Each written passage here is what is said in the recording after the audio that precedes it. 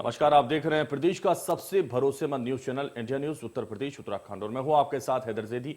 UP में चुनावी बयार अब तेज हो चली है। बीजेपी से लेकर कांग्रेस, सपा से लेकर बसपा, हर राजनीतिक पार्टी एक दूसरे पर धड़ाधड़ हमले कर रही है। बीजेपी अपने शिलान्यासों के जरिए जनता को साधने में जुटी है, तो सपा फिर से सत्ता में आने के बाद अपने पुराने वादे दोहरा रही है। इसके अलावा कांग्रेस भी आज संविधान दिवस से आपको बता दें सदस्यता अभियान की शुरुआत करने जा रही है। वहीं मायावती अपने हाथी को लेकर अलग ही निकल पड़ी है। उन्होंने घोषणा कर दी है कि चुनाव के लिए कोई मैनिफेस्टो जारी नहीं किया जाएगा, यानी इस चुनाव में हर तरह के हथकंडे अपनाए जा रहे हैं, चाहे महिलाओं के लुभाने की बात हो या फिर एक्सप्रेस वे पर लोगों को सरपट दौड़ाने की। लेकिन देखना यह होगा कि इस बार यूपी की सियासत किस ओर करवट लेती है और किसके मुद्दे को ज्यादा समझ में आता है, जनता किसे अपना नेता समझती है। इन्हीं बातों पर आज हम चर्चा करेंगे। लेकिन तो हर राजनीतिक पार्टी एक दूसरे पर धड़ाधड़ हमले कर रही है। बीजेपी अपने शिलान्यासों के जरिए जनता को साधने में जुटी हुई है, तो सपा फिर से सत्ता में आने के लिए अपने पुराने वादे दोहरा रही है। और इसके अलावा कांग्रेस भी आज संविधान दिवस के मौके पर सदस्यता महाअभियान शुरू करने जा रही है। वहीं मायावती अपने हाथी को लेकर अलग अलग निकल पड़ी है। उन्होंने घोषणा कर दी है कि उनका कोई चुनाव का मैनिफेस्टो नहीं होगा, चाहे महिलाओं को लुभाने की बात हो या फिर एक्सप्रेस वे पर लोगों को सिर पर दौड़ाने की बात हो। लेकिन देखना यह होगा कि इस बार यूपी की सियासत में जनता किसको पसंद करती है और जनता किसके पक्ष में वोट करती है, और वोट की जो चोट होगी वो किसके लिए होगी, ये सबसे बड़ी देखने वाली बात होगी। क्योंकि साइकिल जिस तरह से दौड़ने की बात कर रही है, उसी तरह से हाथी को भी मायावती लगातार दौड़ाने की बात कर रही हैं। और अगर बात पंजे की जाए तो पंजा भी किसी से पीछे रहने की बात कभी नहीं करता। लेकिन जो चुनावी समीकरण है वो किसके पक्ष में है, क्या वाकई जो है कमल का फूल दोबारा से खिलेगा, या फिर हाथ का साथ लोग करेंगे, या फिर हाथी पर बैठ के सवारी की जो ख्वाहिश है वो लोगों की पूरी हो पाएगी, या फिर साइकिल से अखिलेश भैया लोगों को दौड़ाएंगे, यानी अखिलेश यादव साइकिल पर लोगों को आगे बढ़ाएंगे। किस तरह की राजनीति होगी, किस तरह बयार बढ़ेगी या किस तरफ लोगों का रुझान होगा, ये 2022 हालांकि बताएगा। लेकिन लगातार हम विश्लेषण कर रहे हैं, लगातार हम ये जानने की कोशिश कर रहे हैं कि आखिर किस ओर बयार है, किसे जनता पसंद कर रही है। इस सब पर आज हमारे साथ एक पैनल जुड़ेगा और उनसे बातचीत की जाएगी। किस मुद्दे पर किस तरह से लाभ मिलता हुआ नजर आ रहा है, इन सभी चीजों पर बात की जाएगी। एक्सप्रेस वे पर लगेगी दौड़ या हाथी करेगा कमाल, कौन कमाल करेगा ये 2022 बताएगा। लेकिन लगातार विश्लेषण जारी है, हर तरह के विश्लेषण किए जा रहे हैं, हर तरह से समझने की कोशिश की जा रही है कि राजनीतिक था कहां पर है, किसको इसका लाभ मिल रहा है। क्या वाकई योगी आदित्यनाथ लगातार शिलान्यास के जरिए 2022 में वापस लौट पाएंगे, या फिर अखिलेश यादव जो दावे कर रहे हैं, जो संगठन को मजबूत करने की बात कर रहे हैं या गठबंधन को एक बार फिर बढ़ावा दे रहे हैं, वो कुछ कर पाएंगे कमाल। या फिर आपको बता दें जिस तरह से मायावती लगातार मैनिफेस्टो को नहीं लाने की बात कर रही हैं, उनका कुछ और नजर आएगा हाल। ये सभी देखने वाली बातें होंगी और सभी मुद्दों पर आज हम बातचीत करेंगे। एक खास पैनल हमारे साथ जुड़ेगा और वो पैनल बताएगा कि वाकई किस तरफ इशारा है, किस तरफ नजारा है, क्या वास्तविकता है, और 2022 का जो रण है उसमें यूपी किसको पसंद करता है, किसके लिए वो अपना वोट करेगा, यूपी की पसंद आखिर कौन है। लगातार प्रियंका गांधी भी दौरे पर दौरा कर रही हैं, लगातार प्रियंका गांधी वोटरों में जान फूंकने की कोशिश कर रही हैं, संगठन को मजबूत करने के लिए हर कोशिश और प्रयास कर रही हैं। तो जो महिला फैक्टर है प्रियंका गांधी का, क्या वो चल पाएगा, यूपी को पसंद है दिल्ली वाले आप, ये भी क्या आपके लिए कुछ खास होगा।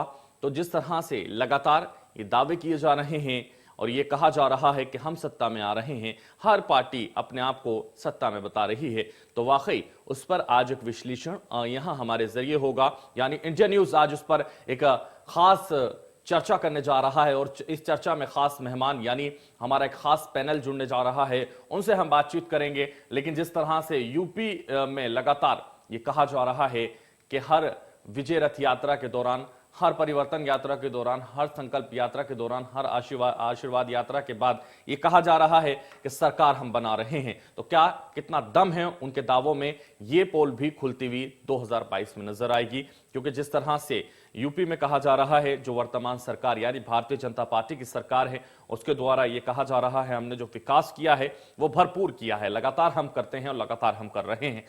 तो क्या इस विकास के जरिए दोबारा सत्ता में आएगी भारतीय जनता पार्टी? इन्हीं सभी सवालों के बीच में आज हमारे साथ एक खास पैनल जुड़ने जा रहा है। उस पैनल से सीधे बातचीत करेंगे, लेकिन आपको बता दें जिस तरह से अखिलेश की शिलान्यास वाली लाइन कितनी दमदार है, इस पर भी पता चल जाएगा। यूपी में चल जाएगा प्रियंका का महिला फैक्टर, यानी महिलाओं को जो कहा गया है 40% भागीदारी, लड़की हूं लड़ सकती हूं का नारा प्रियंका गांधी ने भी दे दिया है। अब इस नारे से कितनी जीत होती है यह तो वक्त बताएगा, लेकिन समय दर समय हर इंसान अपनी जीत के दावे करता हुआ नजर आ रहा है। हर पार्टी अपनी जोर आजमाइश करती हुई नजर आ रही है। हर पार्टी एक दूसरे के वोटों में सेंध लगाकर अपने लिए वोट साधने की कोशिश यहां से करती हुई नजर आ रही है। अब यह देखना होगा कि क्या वाकई प्रियंका गांधी कुछ कमाल कर पाती हैं, क्या वाकई अखिलेश यादव की विजय रथ यात्रा विजयी घोषित हो पाती है, क्या वाकई संकल्प यात्रा कोई नया रूप ले पाती है, क्या वाकई वर्तमान सरकार जो सरकार वर्तमान में है वो कुछ इतिहास रच पाती है। तो ये सभी मुद्दों पर आज हम चर्चा करेंगे। तो खास मेहमान हमारे साथ जुड़ रहे हैं, एक बेहतरीन पैनल हमारे साथ जुड़ रहा है और मैं परिचय करा देता हूं। सबसे पहले तरुणिमा श्रीवास्तव प्रवक्ता हैं आम आदमी पार्टी की, इंडिया न्यूज पर स्वागत है आपका। अशोक यादव पूर्व मंत्री हैं सपा के, आपका भी इंडिया न्यूज पर बहुत स्वागत है। अभिमन्यु त्यागी प्रवक्ता हैं कांग्रेस के, आपका भी इंडिया न्यूज पर स्वागत है। आनंद दुबे प्रवक्ता हैं भारतीय जनता पार्टी के, आपका भी इंडिया न्यूज पर स्वागत है। चर्चा की शुरुआत करेंगे, लेकिन जिस तरह से लगातार 2022 का रण अब बहुत करीब आता जा रहा है और इस रण में हर पार्टी जोर आजमाइश कर रही है, इसमें कोई दो राय नहीं है। लेकिन सबसे पहला सवाल भारतीय जनता पार्टी से, क्योंकि सरकार आपकी है और चुनौतियां भी कम नहीं हैं, क्योंकि सारी पार्टी आपके सामने अब आ गई हैं और ऐसे में जो रण है वो बहुत करीब है, लगातार मैं ये कह रहा हूं। आनंद दुबे जी, कैसे देख रहे हैं 2022 का रण? क्योंकि लगातार अखिलेश यादव की तरफ से भी ये दावे किए जा रहे हैं कि वो सरकार बना रहे हैं और उनकी रैलियों में भी जन समर्थन और जन समूह खूब दौड़ रहा है और खूब मिल रहा है। ऐसे में क्या लग रहा है आपको, किससे आप फाइट कर रहे हैं? आनंद दुबे जी। देखिए, उत्तर प्रदेश की राजनीति अब दावों और वादों से नहीं, इरादों से चलती है और उत्तर प्रदेश की जनता देख रही है कि इरादे किसके पास हैं और किसने इरादों के साथ उत्तर प्रदेश की जनता के बेहतरी के लिए, उत्तर प्रदेश के विकास के लिए, उत्तर प्रदेश के लोगों के जनजीवन को बेहतर बनाने के लिए काम किया है। आपने अभी कहा अखिलेश की रैलियों में भीड़ आ रही है, बहुत अच्छी बात है। लोकतंत्र में जब भी कोई नेता जाता है, जनता आती है, लोग आते हैं, उनके अपने कार्यकर्ता आते हैं। आपको याद होगा 2017 में राहुल गांधी जी और अखिलेश यादव जी ने नारा दिया था यूपी के दो लड़के, और रथ यात्रा निकाली थी, बनारस में भी निकाली थी, हर जगह निकाली थी, खूब भीड़ जुटी थी, खूब तस्वीरें दिखाई जाती थी, बहुत भीड़ है। क्या हुआ आपको अच्छी तरह याद है। 2014 में भी बहुजन समाज पार्टी, समाजवादी पार्टी और कांग्रेस पार्टी की रैलियों में खूब भीड़ उत्तर प्रदेश में आती थी, जैसा कि दिखाया जाता था। 2014 का रिजल्ट क्या रहा? 2019 में तो इतना बड़ा गठबंधन हुआ उत्तर प्रदेश में, लोगों ने कहा कि भाई 2-3 सीटें भारतीय जनता पार्टी को आएगी, बाकी सारी की सारी सीटें जो है बुआ और बगुआ के गठबंधन को चली जाएगी। और जयंत चौधरी जी भी उस गठबंधन में शामिल थे। हालत क्या हुई आपके सामने है। जयंत चौधरी जी को तो बेचारे को अपनी भी सीट हारनी पड़ गई और उनके पिताजी भी चुनाव हार गए। तो उत्तर प्रदेश की जनता ने लगातार 1 नहीं, 2 नहीं, 3 नहीं, अनेक मौकों पर विधानसभा चुनाव के अलावा जो विधान परिषद के चुनाव हुए, इसके अलावा जो निकाय चुनाव हुए। ठीक है आनंद दुबे जी, आनंद दुबे जी, ठीक है। अशोक यादव जी, भीड़ जरूर आ रही है आपकी पार्टी के नेताओं के जो संबोधन हो रहे हैं या रैलियां हो रही हैं, उसमें भीड़ जरूर आ रही है, लेकिन रिजल्ट 0 है भारतीय जनता पार्टी में। दरअसल ऐसा है कि हमारे जो आनंद दुबे जी से पहले वार्ता हुई है, देखिए एक शेर है फिराक गुरुबी साहब का, जैसे मैं खुद भी शायरी करता हूँ, लेकिन शेर सुनिएगा कि बहुत पहले से उन कदमों की आठ जान लेते हैं, तुझे ये जिंदगी हम दूर से पहचान लेते हैं। इस बार जनता ने, आप देखिए जितने भी आपके संवाददाता जाते हैं गांव में, शहर में, बसों में बैठ जाते हैं, पूछते हैं, तो उसमें 70% लोग कहते हैं अखिलेश जी का नाम लेते हैं। समाजवादी पार्टी ज्यादा भी अखिलेश का नाम लेते हैं। अखिलेश जी का जो चुंबकीय व्यक्तित्व है उसके प्रति आकर्षण बड़ा है। अभी हमारे भाई कह रहे थे कि भीड़ होती थी। अशोक यादव जी, किस दम पर हुंकार भर रहे हैं? किस दम पर? नहीं, नहीं, एक देखिए, एक हवा होती है भाई, मोदी जी की बाजीगरी चल गई, काट की हाड़ी बार बार नहीं चल अभी गई, हवा इसलिए। खत्म नहीं हुई है सर। अरे नहीं, अभी अभी अभी देखिए, इंदिरा जी की हवा थी, वो जीती, जब उनकी शहादत हुई, उसके बाद अटल बिहारी वाजपेयी चुनाव हार गए, चौधरी चरण सिंह हार गए, आडवाणी, सब लोग चुनाव हारे थे। तो ऐसा नहीं, तब भी भीड़ होती थी विरोधियों की। तो कभी कभी किसी आदमी का जादू चलता है। इंदिरा ये जी आप की भी मानते हैं शहादत- प्रधानमंत्री नरेंद्र मोदी का जादू चला है और चलेगा? नहीं, वो तो नहीं, अभी नहीं, ठीक है, काट की हाड़ी है। अच्छा, मैं आपसे एक बात जानना चाहता हूँ, जी। जब भी आपका मैं बैठता हूँ चैनल पे, अक्सर आता रहता हूँ, आप मुझे बुलाते हैं, बड़ी खुशी की बात है। और आज एक खुशी की बात ये और है कि आपके चैनल ने बरेली में जाके बड़ा कार्यक्रम किया है। हम स्वागत करेंगे। 11 बजे अधिवेशन शुरू होने वाला है बरेली से, जनता के मुद्दों पर सीधे। आप लोगों से बड़ा स्नेह हो गया, सुबेन जी हैं, अतुल जी हैं, सब लोगों से, हमारे भंडारी साहब से जी। तो देखिए, मैं पहले भी कह रहा हूँ, हमारी बहन बैठी तरुणा श्रीवास्तव जी, इससे पहले एक दिन पूरे पंडित जी आई थी, तो हम लोगों ने हाथ जोड़ा था कि एक महिला होके इतनी उद्दंडता दी थी उन्होंने कि हम सब लोग उनसे बिल्कुल हाथ जोड़ने लगे थे। हम सबसे निवेदन करते हैं, सबको मौका मिलेगा बात करने का, लेकिन हम इतना जानना चाहते, जब भी मोदी योगी की रैलियां होती हैं, उनके आपके समाचार आते हैं ऊपर, लेकिन नीचे, उसी के नीचे लिखा होता है डकैती पड़ी। जिस दिन योगी जी भाषण दे रहे थे, गोरखपुर में एक व्यापारी से अगवा करके 15 करोड़ मांगे गए। उसके बाद, अच्छा आज ले लीजिए आप, आज सुबह अखबार पढ़ा, तो अखबार जब पढ़ा तो मुझे बड़ा ताज्जुब हुआ। मेरे दो शेर आपके दौर में नहीं आती थी? आपके दौर में डकैतियां नहीं होती थी? आपके दौर में चोरी नहीं होती थी? आपके दौर में गुंडागर्दी नहीं होती थी? वो हमारा काम है सर, वो हमारा काम है। आप किस दम पर भरेंगे ये मुझे बता दीजिए 2022 में। हैदर जी, कोई गलती कर Ashok Yadav ji, come to the point sir, मुद्दे पे बात कर लेते हैं, बहस मत कीजिए सर। और इस बहस का सीधा यह मतलब है कि जनता के मुद्दों पर हम बात कर लेते हैं, जनता के मुद्दों पर हम बात कर लेते हैं। अशोक यादव जी, जो सवाल मेरा आपसे था, वो उसका जवाब आप दे नहीं रहे। आप जवाब दीजिए ना। आनंद दुबे ने सवाल उठाया कि 2014 में, 2017 में, 2019 में आप लोगों ने गठबंधन किया, आप लोगों ने खूब रैलियां की, खूब जनता आपके समर्थन में आई, लेकिन जब वोट का वक्त आया तो वोट आपको मिला नहीं। तो वो बता दीजिए, उसका बता दीजिए, 2022 का बता दीजिए मुझे। हैदर जी, हमेशा वक्त एक सा रहता नहीं है। 2022 का बता दीजिए ना, आप किन मुद्दों पर जनता के बीच जा रहे हैं? मत बोलिए, आप हमें बोलने दीजिए जी। लम्हा लम्हा यहाँ मचलता है, कोई गिरता कोई संभलता है, होश उड़ जाते हैं जमाने के, वक्त जब करवट बदलता है। दोस्तों, पिछले 6-7 महीनों में आपने देखा नहीं है कितने दल आके समाजवादी पार्टी में शामिल हुए हैं। आप समझो बसपा खाली हो गई है, बसपा पर आज प्रवक्ता नहीं बचा है, प्रवक्ता पर कोई लिखने वाला नहीं बचा है, पूरा का पूरा सब बसपा साफ हो चुकी है। अच्छा बताइए, अपना तो बता दीजिए सर, अपना बता दीजिए, समाजवादी पार्टी का तो बता दीजिए सर, बसपा और भारतीय जनता पार्टी का छोड़ दीजिए। अच्छा देखिए, अभी जो है राजभर साहब शामिल होते हैं, तमाम ऑफर्स आ रहे हैं, अभी जयंत चौधरी से बात हो जाती है, आप पार्टी के संजय सिंह आते हैं। देखिए, अगर ताकत नहीं मेरे साथ होगी तो कोई जुड़ना नहीं चाहेगा।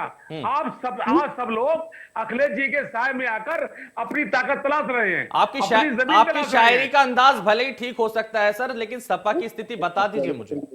सपा 300 से ऊपर सीटें भाई आ रही हैं, आप कल्पना करिए। तो कम कर दिया अशोक जी, अखिलेश जी नहीं 300 से ऊपर मानी 400 हो सकती हैं। 304 साढ़े 300 सीट आ रही है। इंडिया न्यूज पर कह रहे हैं सर आप। अच्छा, अशोक यादव जी, इंडिया न्यूज पर कह रहे हैं आप।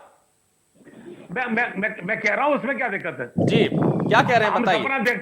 हम सपना देखते 4 और 3 के बीच में आनी चाहिए। जब इतने लोग हमारे साथ आप शामिल हो रहे हैं, जयंत चौधरी साहब शामिल हो रहे हैं, राजभर शामिल हो रहे हैं, और कई नेता आने वाले दिनों में पार्टी में शामिल होंगे। दोस्तों, आप देखना, भाजपा के नेता शामिल होंगे। अभी परसों बयान आया था आपके प्रदेश अध्यक्ष जी का कि समाजवादी के नेता भी तो भारतीय जनता पार्टी में जा रहे हैं। समाजवादी के नेता भी तो भारतीय जनता पार्टी में जा रहे हैं।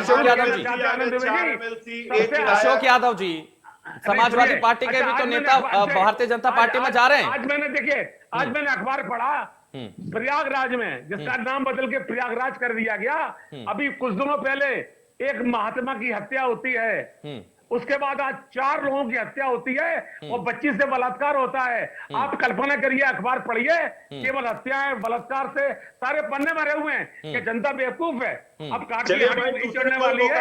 आने वाले वक्त में ठीक है अशोक यादव जी, अशोक यादव जी, आप अपनी सरकार की स्थिति नहीं बताएंगे, चलिए ठीक है सर, ठीक है। अभिमन्यु त्यागी कांग्रेस से हमारे साथ है। अभिमन्यु, कितना इस रण में कितनी चुनौतियां आपके लिए हैं, क्योंकि जिस तरह से प्रियंका गांधी जान फूंकने का काम जरूर करती हैं, लेकिन आपका जो संगठन है वो कहीं मजबूत नहीं है अभी भी। उत्तर प्रदेश में लगातार कमियां और खामियां नजर आ रही हैं, ऐसे में बहुत महंगा पड़ेगा। भारतीय जनता पार्टी सत्ता में है और पूरी कोशिश कर रहे हैं वापस आजमाइश के लिए, और उधर अखिलेश यादव भी कोई कमी नहीं छोड़ रहे गठबंधन के लिए, और आपका किसी के साथ गठबंधन होगा नहीं, ये तय कर दिया है प्रियंका गांधी ने। तो कैसे देख रहे हैं आप 2022 को?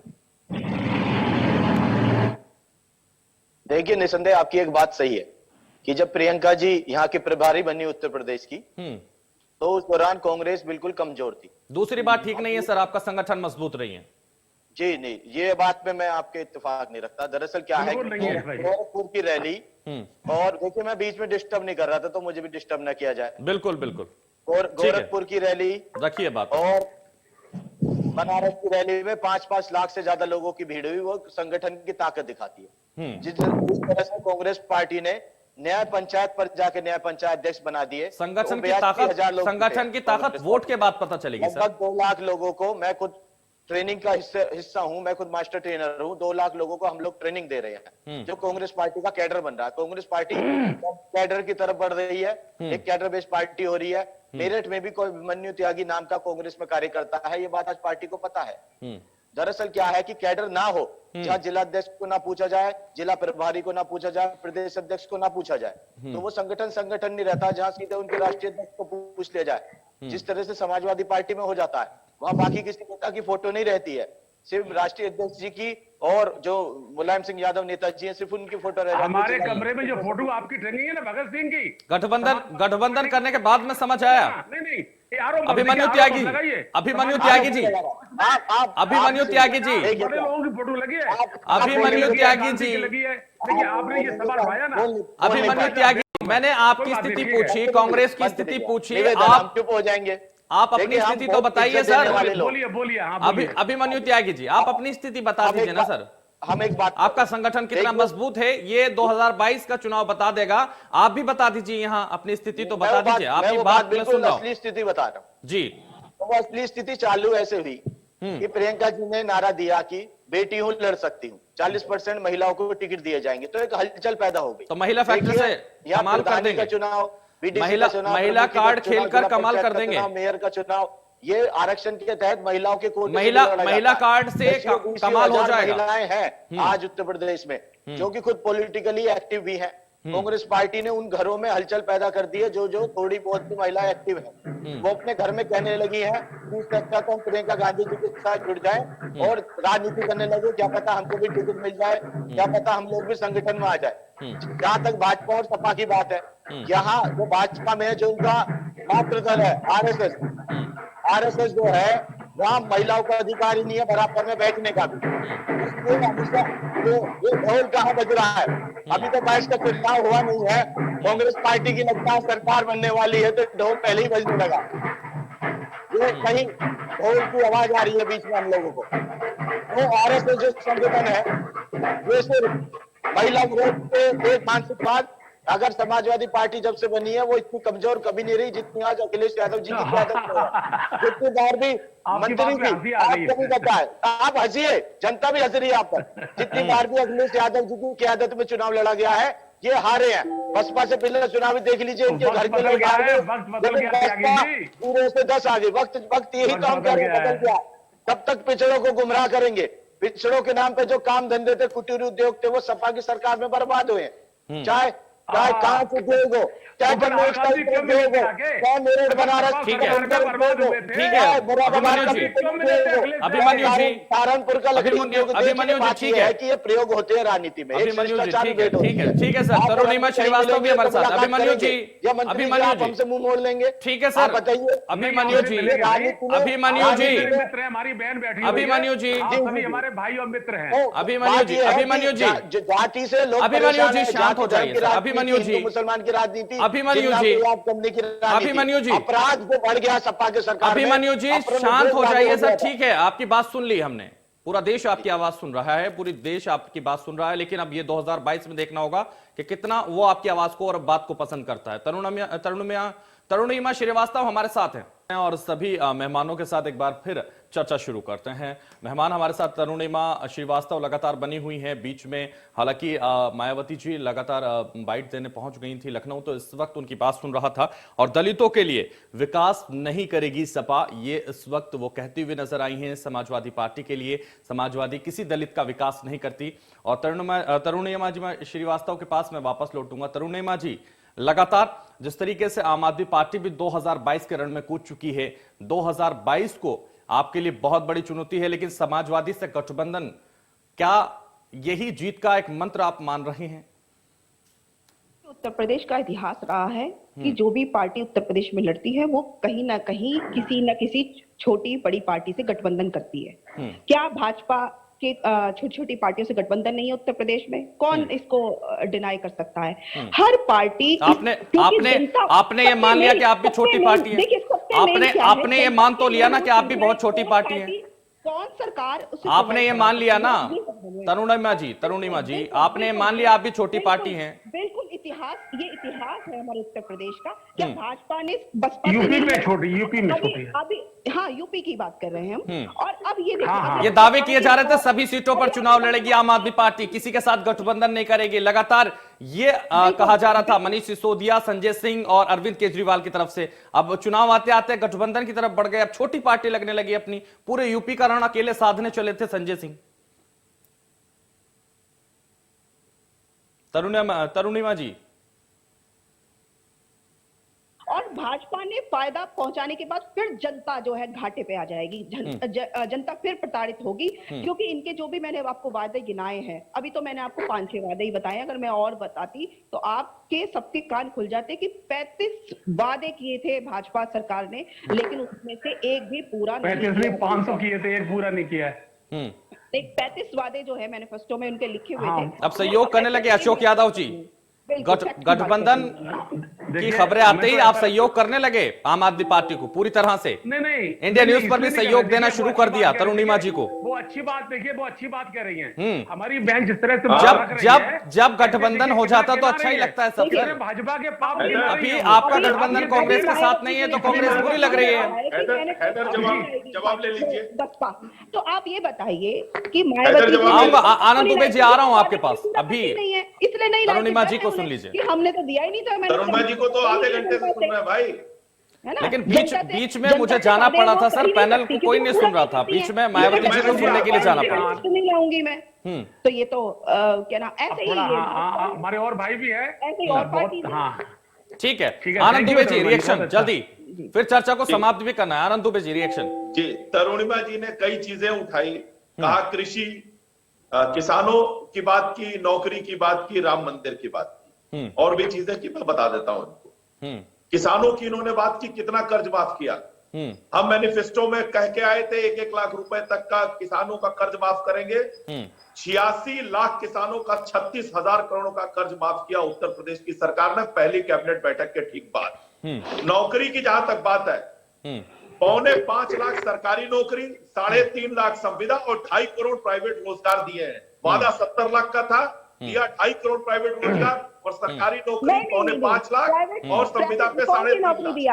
राम मंदिर की ये बात कर रही है। आप सरकारी नौकरी की बात कर रहे थे कि राम मंदिर की जगह स्कूल बनवा दो, आप ये राम मंदिर की जगह जो है शौचालय बनवा दो, राम मंदिर की जगह पुस्तकालय बनवा दो। और केजरीवाल जी कहते थे मेरी नानी को बड़ी तकलीफ हुई जब बाबरी मस्जिद गिरी, उन्होंने कहा मेरा राम यहाँ नहीं रहता। तरुणिमा जी सुन लीजिए,